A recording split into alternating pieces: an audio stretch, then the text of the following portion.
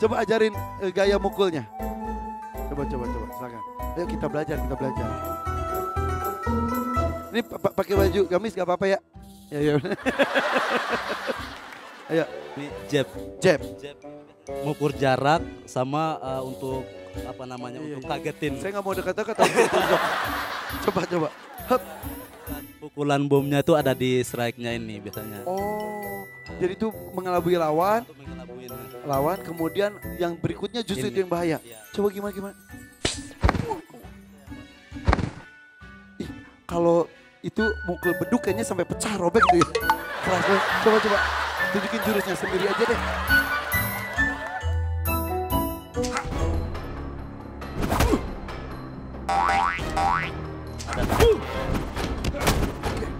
Hup. Pelatih. Hup. Ada footworknya, ada. Tapi kalau MMA itu tidak pakai tendangan. Pakai juga Kalau ya? MMA itu keseluruhan. Oh gitu. Ya kalau kayak kickboxing, muay thai, boxing itu dia ada rules sendiri. Tapi kalau MMA ini gabungan semua bela diri. Semua bela diri Semua disatukan. bela diri. Jadi kalau jadi atlet MMA itu dia minimal 3 bela diri yang harus dipelajarin. Gulat, jujitsu atau BJJ sama stand up. Mau dia kickboxing, boxing boleh. Oh gitu semuanya. Semuanya. Tapi ada area apa yang tidak boleh kena pukulan atau tendangan? Yang nggak boleh tuh bagian kepala belakang sampai tulang ekor, kemaluan itu nggak boleh. Sama colok mata atau masuk ke jari ke hidung atau kemana nggak boleh.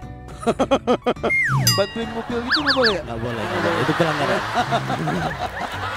Nanti didiskualifikasi ya? Iya, biasanya dikasih apa namanya Kartu kuning.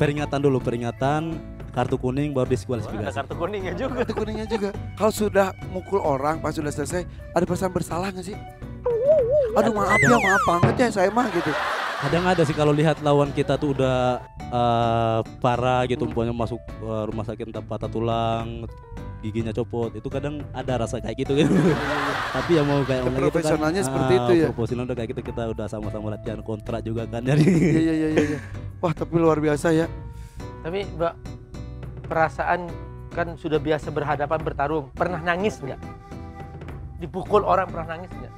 Kalau dipukul orang nangis, Enggak ya? malu lah. Malu. Tapi ketika umroh kemarin melihat Ka'bah nangis nggak? Nah kita lihat tayangan umrohnya nih.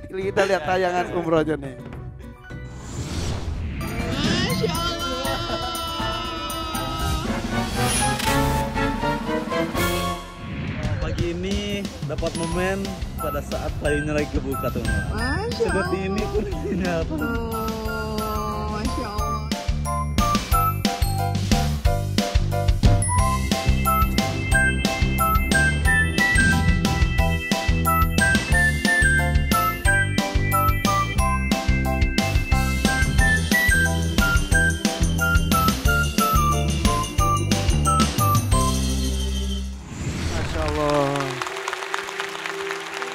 Kapan pergi umrohnya? Bulan apa? Kemarin tanggal 12. Oh di bulan 12 Desember kemarin itu. tanggal Pertama kali. kali. Gimana rasanya? Ya jadi kemarin tuh pas lihat Ka'bah dan sholat di dekat Ka'bah itu langsung kebayangkan, ternyata saya sholatnya menghadap kiblat dari kampung tuh. Alhamdulillah hari ini saya sudah sampai sini gitu. Jadi sampai sedih lah tadi kemarin tuh. Auranya beda sendiri Iya. dibanding sebelum-sebelumnya sholat di masjid, enggak tahu arahnya kemana, hanya kita ikutin kiblatnya ke sini gitu. Iya. Kemarin udah ketemu ini yang biasa kita kiblatin, auranya memang beda. Iya. Dan sekuat-kuatnya fisik Iya. ketika dihadapkan Ka'bah udah langsung Leleh. luluh. Hati bergetar betul ya? Iya. Betul sekali. Jadi dia Kak Irfan Tapi dipukul, dihantam, nggak nangis Kak Irfan. Tapi ketika disentuh hatinya langsung sujud dan langsung air mata menetes. Itulah kekuatan Allah itu. Luar biasa. Najah, ada hadis yang tentang iman, ihsan dan Islam? Ada. An Umar radhiyallahu anhu ayqan qala bainama nahnu julusun 'inda Rasulillah sallallahu alaihi wasallam dzata yaum idh tala'a 'alaina rajulun shadidu bayadhi thiyab shadidu sawadis syar لا يرى عليه أثر السفر ولا يعرفه منا أحد حتى جلس إلى النبي صلى الله عليه وسلم فأسند ركبتيه إلى ركبتيه ووضع كفيه على فخذيه وقال يا محمد أخبرني عن الإسلام فقال رسول الله صلى الله عليه وسلم الإسلام أن تشهد أن لا إله إلا الله وأن محمد رسول الله وتقيم الصلاة ويؤتي الزكاة وتصوم رمضان وتحج البيت إن استطعت إليه سبيلا قال صدق قال فعجبنا له يسأله ويصدقه قال فأخبرني عن الإيمان قال أن تؤمن بالله وملائكته وكتبه ورسله واليوم الآخر وتؤمن بالقدر خيره وشره قال صدق قال فأخبرني عن الإحسان قال أن تعبد الله كأنك تراه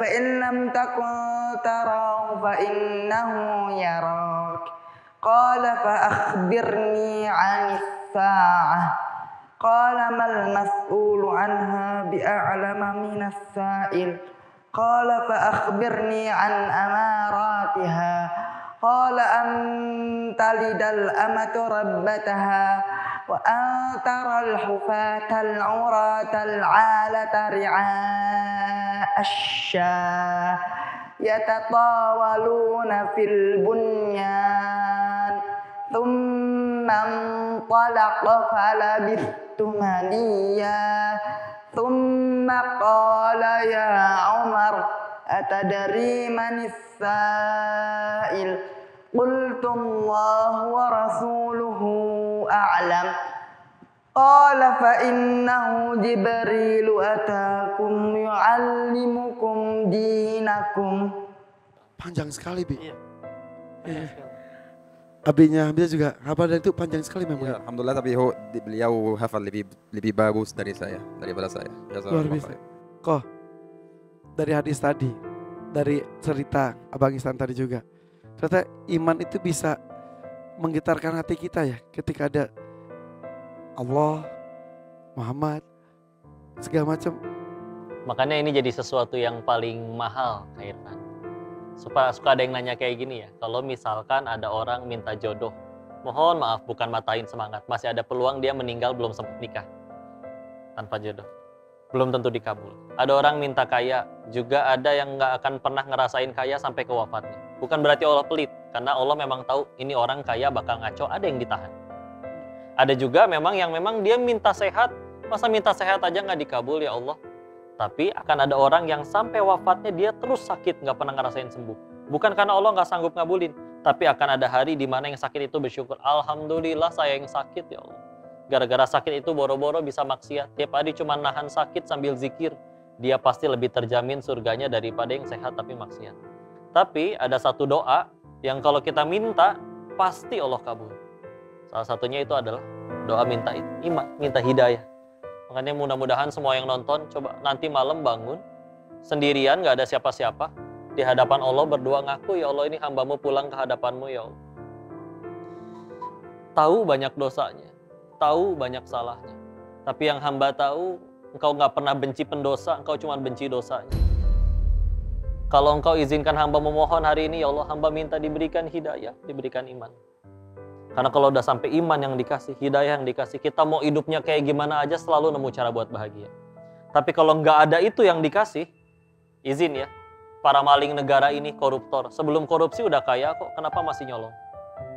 Orang naudzubillah terjadi perselingkuhan, kadang istrinya lebih cantik daripada mohon maaf pelakornya. Apa yang kurang? Nggak ada imannya, nggak ada hidayah di hatinya. Nggak ada iman, barangkali juga tidak ada keislaman dalam dirinya. Tapi kalau orang sudah punya tiga itu, ketika sudah berislam, imannya dijaga, bahkan tadi sampaikan disebutkan ada satu lagi ihsan. Beribadah seperti melihat Allah. Kalau nggak sanggup ngerasa ngelihat Allah pun ngerasa seperti diliatin oleh Allah. Maka dia sudah nyampe di titik dia udah nggak akan pernah ngerasa rugi lagi semua perbuatannya. Dijahatin orang, yang rugi yang jahat, dia tetap dapat kebaikannya. Sehingga akhirnya wala khaufun alaihim wala hum yahzanun, udah nggak akan pernah takut, nggak akan pernah gelisah, selalu bahagia. Dan itu adalah sebesar-besarnya hadiah dari Allah. Ini luar biasa anugerah dari Allah. Jangan lupa syukuri iman, Islam, hidayah. Ya, di hadis itu ada 3, ada iman, ada Islam, ada ihsan. Jadi seperti sebuah bangunan, fondasi, ada bangunan, ada penampilan, penampakan. Kalau fondasinya lemah, rumah nggak bisa dipakai, orang takut roboh. Atau fondasi kuat, rumahnya kokoh, tapi orang juga nggak berani. Kalau penampakannya jelek, penampakannya banyak bangkai. Nah, atau penampakannya bagus, tapi fondasi lemah, rumah lemah, nggak bisa dipakai juga. Jadi ketiga-tiganya inilah hakikat agama. Iman, Islam, ihsan. Iman itu fondasi. Iya, iman fondasi, Islam bangunan, ihsan itu akhlak. Maka disitulah dia, kalau satu lemah, maka sudah tidak ada orang yang bisa menempati itu. Mengapa banyak orang keluar dari Islam? Karena dia melihat ternyata dia salah satunya lemah. Oke, mudah-mudahan Allah mempertahankan iman kita ya, Amin. sampai nanti ya. Amin. Terima kasih ceritanya juga Bang. Terima kasih. Tadi kita melihat bagaimana penampilan dari 2 peserta, sama-sama tim dari Lukman. Kali ini tim dari Sulaiman ya, dua-duanya ya. Oke, yuk ini dia Rovana dan Hamzah.